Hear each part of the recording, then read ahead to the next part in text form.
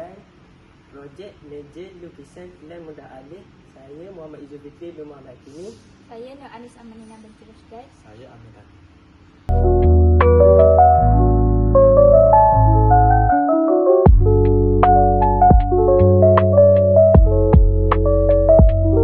Cetusnya idea produk kami dibangun adalah meja yang terdapat di asrama adalah kurang sesuai untuk dilakukan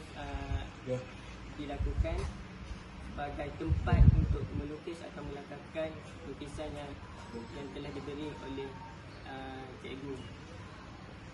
Seterusnya, meja yang terdapat di asrama juga kurang sesuai kerana dapat menimbulkan kesakitan di belakang.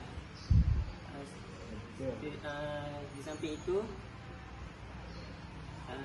meja asrama tidak dapat dialihkan atau tiada ruang untuk meningkatkan lukisan, takaran dan juga peralatan.